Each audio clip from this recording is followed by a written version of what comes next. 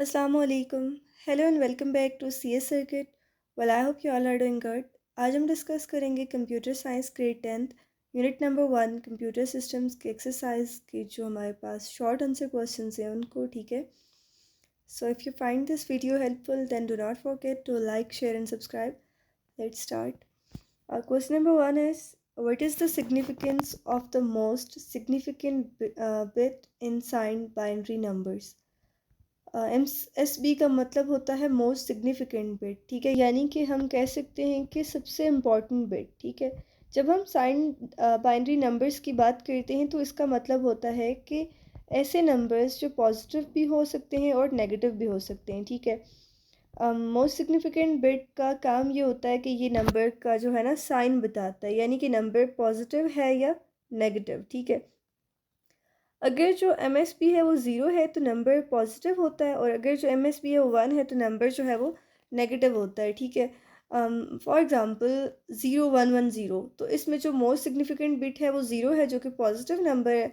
और अगर हम देखें 110 तो मोस्ट सिग्निफिकेंट बिट इसमें जो है वो होगी 1 जो कि नेगेटिव नंबर है. ठीक है, तो क्वेश्चन की रिक्वायरमेंट जो शॉर्ट रिस्पॉन्स क्वेश्चंस होते हैं उसकी इतनी होती है कि like 3 to 4 lines are enough. Okay, you can just also include example with that if it is required. Okay, ये system usually two's complement method का यूज़ करता है. टूज कॉम्प्लीमेंट का मेथड जो है ना ये हमने लेक्चर्स में डिटेल में डिस्कस भी कर लिया है. ठीक है, इसमें नेगेटिव नंबर्स को बाइनरी में रिप्रेजेंट करने के लिए यूज़ होता है ये. ठीक है, इस मेथड की वजह से कंप्यूटर्स बिना कन्फ्यूजन के नेगेटिव और पॉजिटिव नंबर्स को डिफ्रेंशिएट कर सकते हैं. ठीक है, okay, question number 2 is what is a binary digit and why is it fundamental in computer systems?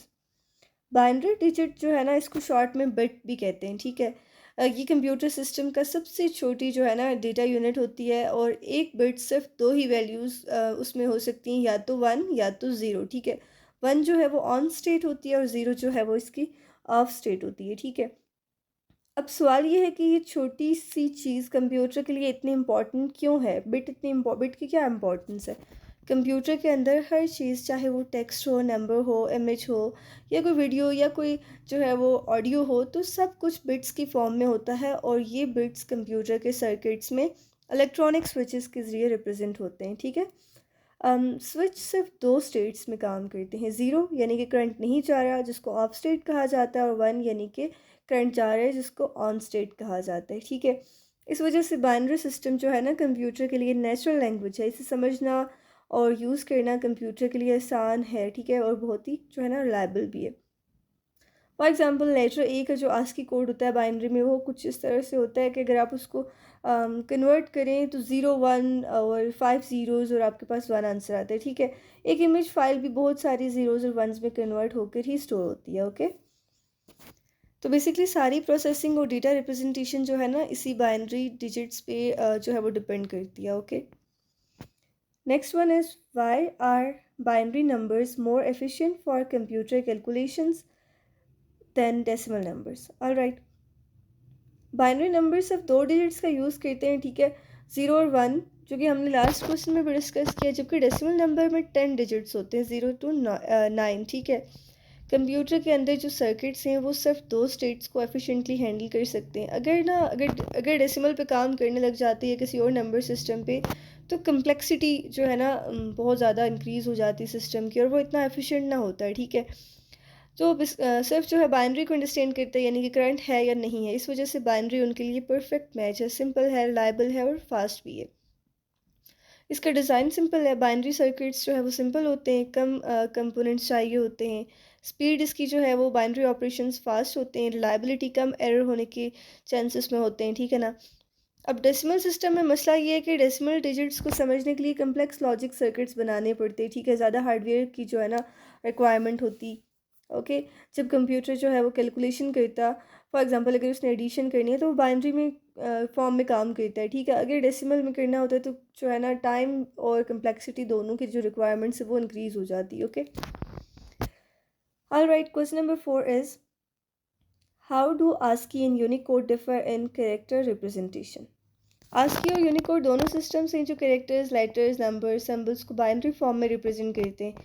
ASCII जो है वो 7 या 8 बिट्स यूज़ करता है. ठीक है, टोटल इसमें जो है वो 128 या फिर 256 कैरेक्टर्स तक लिमिट होती है, ठीक है ना।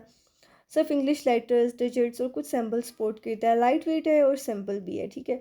और जो यूनिकोड है ना, Unicode up to 32 bits use करता है, लाइक लाखों कैरेक्टर्स रिप्रेजेंट करता है, वर्ल्ड वाइड लैंग्वेजेस सपोर्ट करता है, उर्दू, अरबिक, चाइनीज़, फ्रेंच वगैरह, ठीक है। यूनिकोड में इमोजेस, मैथ सिंबल्स और स्पेशल स्क्रिप्ट्स भी आते हैं, ठीक है। तो बेसिकली आस्की जो है वो बेसिक इंग्लिश टेक्स्ट के लिए है और यूनिकोड जो है वो ग्लोबल मल्टीलिंगुअल सपोर्ट के लिए बेस्ट है, ठीक है। Next question is what is the importance of positional value in number systems, give two examples. Positional value का मतलब है कि नंबर के हर डिजिट की पोजीशन उसकी वैल्यू को डिफ़ाइन करती है, यानी कि कोई डिजिट कहाँ प्लेस्ड है उसकी वेटिंग उस पोजीशन के मुताबिक होती है, ठीक है। डेसिमल सिस्टम की जो एग्जांपल है 3 to 1, ठीक है। तो अगर 3 to 1 जैसे कि 10 power 0 into 1, 10 power 1 into 2, 10 power 2 into 3, 10 power 0 is equals to 1, 1 into 1 आ जाएगा 10 power 1, that is equals to 10, and 10 power 2 equals to 100। अगर डिजिट्स की ये सिंपल आप इसको सिंप्लीफाई करके जो है वो ऐड कर देंगे 321 आपके पास आ जाता है, ठीक है। बेसिकली अगर डिजिट्स की पोजीशन चेंज कर दें तो नंबर की वैल्यू भी चेंज हो जाती है, यानी कि पोजीशनल वैल्यू सिस्टम काफ़ी पावरफुल है। इसकी वजह ये है कि हम छोटी सी वैल्यू से बड़ा नंबर जो है वो रिप्रेजेंट कर सकते हैं, ठीक है। और ना क्वेश्चन नंबर 5 को अंडरस्टैंड करने के लिए ना आपको जो है वो नंबर सिस्टम को भी अंडरस्टैंड करना होगा प्रॉपरली, ठीक है। Okay, question number 6 is what is the process to convert a binary number to its hexadecimal equivalent. Binary से हेक्साडेसिमल कन्वर्जन का प्रोसेस बहुत ही सिंपल है। इसमें ना हमें जो है वो बाइनरी डिजिट्स को 4 के ग्रुप्स में डिवाइड जो है करते हैं, ठीक है। और फिर हर ग्रुप को उसके करस्पॉन्डिंग हेक्साडेसिमल डिजिट में कन्वर्ट करते हैं, ठीक है। एमसीक्यू जो आपको याद होगा हमने एक कन्वर्ट किया था कि फॉर एग्जांपल जैसे कि 3FA7 कुछ बाइनरी में अगर हम देखें ए की वैल्यू होती है 10 और एफ़ की होती है 15। ये हेक्साडेसिमल एक नंबर है, इसको बाइनरी इक्विवेलेंट आपके सामने है, ठीक है। 4 के हमने जो है वो बिट्स को ग्रुप कर देना होता है, ठीक है। अगर आपके पास 4 बिट्स कंप्लीट नहीं होती तो आप उसको जो है वो लेफ़्ट साइड पे एडिशनल ज़ीरोज़ भी लगा सकते हैं, ठीक है। बाइनरी नंबर को राइट साइड से 4 डिजिट्स के ग्रुप में डिवाइड करना है, ठीक है। और बेसिकली इसे लॉन्ग बाइनरी नंबर्स को कम्पैक्ट और रीडेबल फॉर्मेट में लिखने के लिए लिखना जो है ना बहुत आसान हो जाता है, ठीक है। Okay, next question is what is the purpose of machine code in computer operations. Right, we have I guess already discuss this question many times, but again हम जो है वो इसको डिस्कस कर लेते हैं। मशीन कोड एक ऐसी लैंग्वेज है जो डायरेक्टली कंप्यूटर हार्डवेयर समझता है। इसमें सिर्फ ज़ीरोज़ और वंस होते हैं, यानी बाइनरी इंस्ट्रक्शंस। हर प्रोग्राम चाहे वो C++ है, जावा है या पाइथन में लिखा हो, आखिर में ना कंपाइलर या इंटरप्रेटर उसे मशीन कोड में ही कन्वर्ट करते हैं ताकि प्रोसेसर उसे एग्जीक्यूट कर सके, ठीक है। पर्पस इसका ये है कि जैसे इंस्ट्रक्शंस जैसे हम डेटा स्टोर करते हैं, डेटा को ऐड करते हैं, किसी लोकेशन से डेटा को जो है वो हमने रिट्रीव करना है, किसी फंक्शन को कॉल करना है, तो इसकी ना सारी जो है वो बैकएंड पे जो प्रोसेसिंग होती है वो बाइनरी में ही होती है। ये बाइनरी इंस्ट्रक्शंस प्रोसेसर को बताते हैं कि लाइक क्या हो रहा है। बेसिकली अगर सपोज करते हैं किसी रजिस्टर ए में कोई डेटा स्टोर है और रजिस्टर बी को वो चाहिए, तो दैट मीन्स कि बाइनरी इंस्ट्रक्शन प्रोसेसर को बताएगा कि रजिस्टर ए में रजिस्टर बी का डेटा जो है ना या तो उसे रिट्रीव कर लो या उसमें जो है वो डिलीवर कर दो, ठीक है। मशीन कोड कंप्यूटर की ना बेसिकली हम जैसे हम कहेंगे हमारी जो रियल लैंग्वेज है या वो उर्दू है या पहाड़ी है या फिर इंग्लिश है, तो कंप्यूटर की जो असली ज़ुबान है ना हम कह सकते हैं कि वो क्या है, बाइनरी है, मशीन है, ठीक है। हर सॉफ्टवेयर प्रोग्राम को मशीन लेवल इंस्ट्रक्शंस में ही रन करना होता है, ठीक है। और अब आप सोच रहे होंगे कि ऐसा क्यों है। इसकी वजह ये है कि बाइनरी जो है वो बहुत ही सिंपल और एफिशिएंट है, ठीक है। Okay, question number 8 is why coding scheme is used in computers, give 3 reasons. Coding scheme का मतलब है कि एक स्टैंडर्ड सिस्टम जो टेक्स्ट, नंबर्स और सिंबल्स को बाइनरी में रिप्रेजेंट करता है ताकि कंप्यूटर समझ सकें, ठीक है। रीजंस इसकी स्टैंडर्डाइजेशन है, यानी कि हर सॉफ्टवेयर डिवाइस अगर सेम कोडिंग स्कीम यूज़ करे, फॉर एग्जांपल आज की यूनिकोड, तो डेटा को एक्सचेंज जो है ना करना आसान हो जाता है। फॉर एग्जांपल आपने टाइप किया ए फाइल में भी, ठीक है ना, ए ही दिखाया जाएगा चाहे आप विंडोज़ यूज़ करेंगे या मैक ऑपरेटिंग सिस्टम यूज़ करेंगे। एफिशिएंसी की वजह कोडिंग स्कीम्स डेटा को कम्पैक्ट और फास्ट में जो है ना फॉर्म में कन्वर्ट करती हैं। प्रोसेसिंग और ट्रांसमिशन जो है वो एफिशिएंट हो जाती है, ठीक है। देन है एरर डिटेक्शन, कोडिंग स्कीम्स जैसे कि पैरिटी बिट्स एरर डिटेक्ट और करेक्ट कर लेते हैं during transmission. Okay, computers coding scheme की जो है ना वजह से डेटा को यूनिफॉर्म, रिलायबल और हम कह सकते हैं कि सिक्योर तरीके से समझ और एक्सचेंज करता है। ओके, नेक्स्ट क्वेश्चन है state 5 differences between a process and a thread. Process और थ्रेड दोनों ही ऑपरेटिंग सिस्टम की एग्जीक्यूशन जो है ना यूनिट्स हैं, लेकिन उनका काम और स्ट्रक्चर अलग होता है। लाइक जो प्रोसेस है वो इंडिपेंडेंट प्रोग्राम है, ठीक है, और जो थ्रेड है वो सब पार्ट है प्रोसेस का। मेमोरी की अगर हम बात करें तो प्रोसेस अपने अलग मेमोरी स्पेस रखता है और जो थ्रेड है उस प्रोसेस की मेमोरी शेयर करता है। एग्जीक्यूशन या अगर हम बात करें रिसोर्स एलोकेशन की तो प्रोसेस जो है वो इंडिपेंडेंट रन होता है, थ्रेड जो है वो सेम टास्क के अंदर मल्टीपल थ्रेड्स होते हैं, ठीक है। उसके अलावा जो है वो इंटर प्रोसेस कम्युनिकेशन मुश्किल होती है प्रोसेस में, जबकि थ्रेड्स में आसानी से डेटा शेयर कर सकते हैं, ठीक है।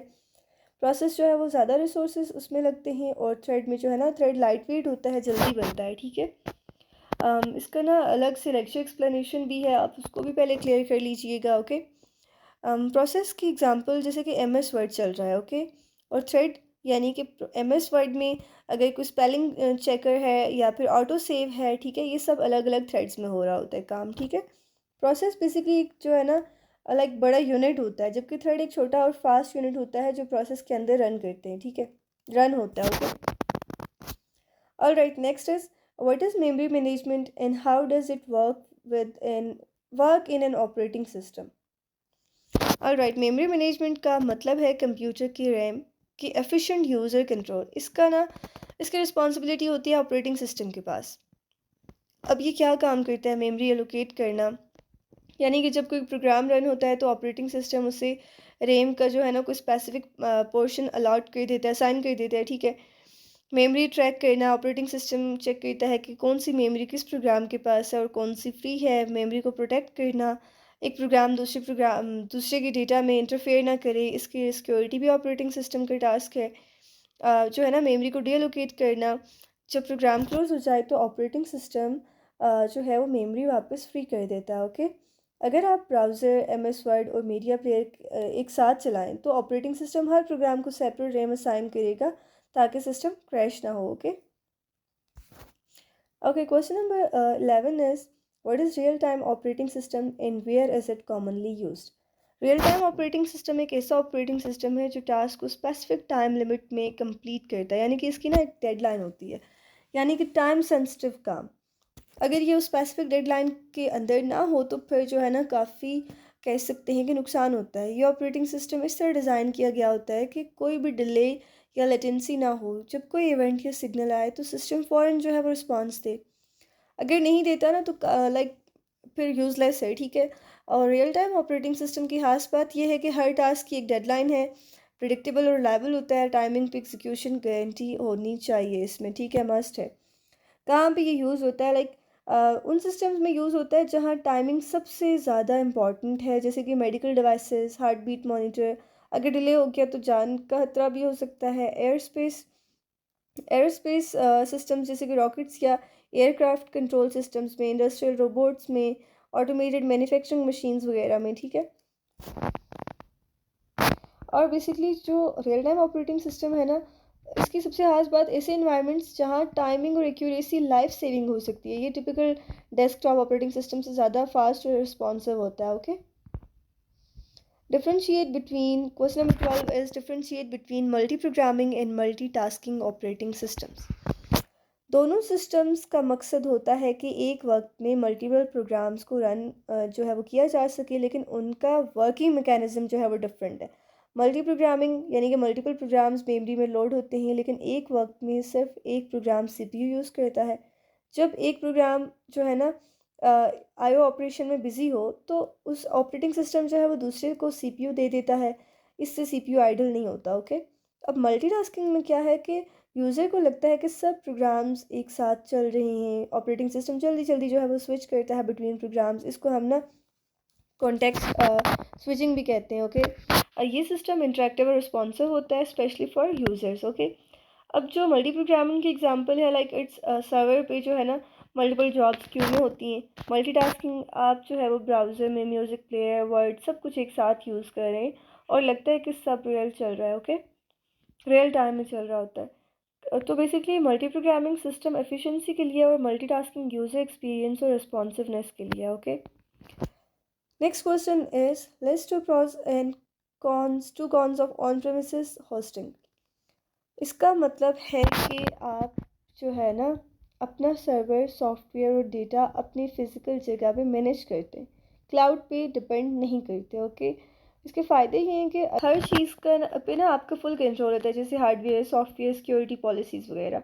हर कस्टमाइजेशन आपके कंट्रोल में होती है। और सिक्योरिटी लाइक डेटा आपके ना प्रेमिसेस पे होता है, किसी थर्ड पार्टी के पास नहीं। ठीक है, अगर अच्छी तरह मैनेज करें इसको, अगर आप अच्छी तरह मैनेज करें तो सिक्योरिटी जो है ना लाइक टाइट होती है इसकी वजह से। ठीक है, देन है नुकसानात इसके, अगर हम देखें कॉन्स, तो हाई कॉस्ट है। हार्डवेयर, लाइसेंस, इलेक्ट्रिसिटी, कूलिंग सब कुछ कॉस्टली होता है। इनिशियल इन्वेस्टमेंट बहुत ज़्यादा होती है। और फिर मैनेजमेंट ओवरहेड, यानी कि आपको खुद systems updates, backup, security handle करनी पड़ती है, टेक्निकल टीम की ज़रूरत होती है। ओके, फॉर एग्जांपल अगर एक यूनिवर्सिटी अपना खुद का डेटा सेंटर बनाए तो वो ऑन प्रेमिसेस होस्टिंग कर रही होती है। Okay, question number 14 is what is an application patch, give key functions of it. Application patch का मतलब है कि एक अपडेट या फिक्स हो जो किसी सॉफ्टवेयर प्रोग्राम में लगाई जाए ताकि उसमें कोई बग जो है ना हम फिक्स कर सके, फिक्स हो जाए उसमें बग। ठीक है, परफॉर्मेंस इंप्रूव हो या नई फीचर्स ऐड हों, ये पैचेस डेवलपर कंपनीज रिलीज़ करती हैं रेगुलर बेसिस पे। अब इसमें ना की फंक्शन से फिक्सिंग बग्स, अगर सॉफ्टवेयर में कोई एरर या क्रैश हो रहा है तो पैच उसे ठीक करता है। सिक्योरिटी इंप्रूव होती है, पैचेस न्यू सिक्योरिटी होल्स को जो है ना बंद करते हैं ताकि हैकर्स उसका फ़ायदा ना उठा सकें। और फिर कभी कभी नए ऑप्शंस या फीचर्स भी पैचेस के जरिए ऐड किए जाते हैं। Okay, for example Windows update या क्रोम का ऑटो अपडेट, ये सब पैचेस होते हैं जो बैकग्राउंड में रन हो रहे होते हैं। Okay, alright, question number 15 is differentiate between offline and online application. Give one example of each. Offline applications यानी कि इट्स क्लियर जो इंटरनेट के बगैर काम करती हैं, सिस्टम पे इंस्टॉल होती हैं, सारा डेटा जो है ना लोकल होता है। फॉर एग्जांपल माइक्रोसॉफ्ट वर्ड, आप बिना इंटरनेट के डॉक्यूमेंट्स बना सकते हैं, एडिट कर सकते हैं। ओके, और ऑनलाइन एप्लीकेशंस यानी कि उसके लिए जो है वो उनके लिए इंटरनेट कनेक्शन ज़रूरी है, इंटरनेट के बगैर वो काम नहीं करती। ब्राउज़र या ऐप के जरिए वेब सर्वर पे से जो है ना कनेक्ट होती हैं, जैसे कि डेटा उसमें जो है ना डेटा क्लाउड में होता है। For example Google docs internet के जरिए एक्सेस होता है और हर चेंज ऑटो सेव होता है। ठीक है, ऑनलाइन। तो बेसिकली ऑफलाइन ऐप्स जो होती हैं इंडिपेंडेंट होती हैं, जबकि ऑनलाइन एप्लीकेशंस जो होती हैं वो नेटवर्क डिपेंडेंट होती हैं। दोनों के यूज़ केस जो है वो अलग हैं। Okay, alright, so that was all about today's lecture, and if you find this video helpful then do not forget to like, share and subscribe. मिलते हैं नेक्स्ट लेक्चर में, अपना ख्याल रखिएगा। अल्लाह हाफिज़।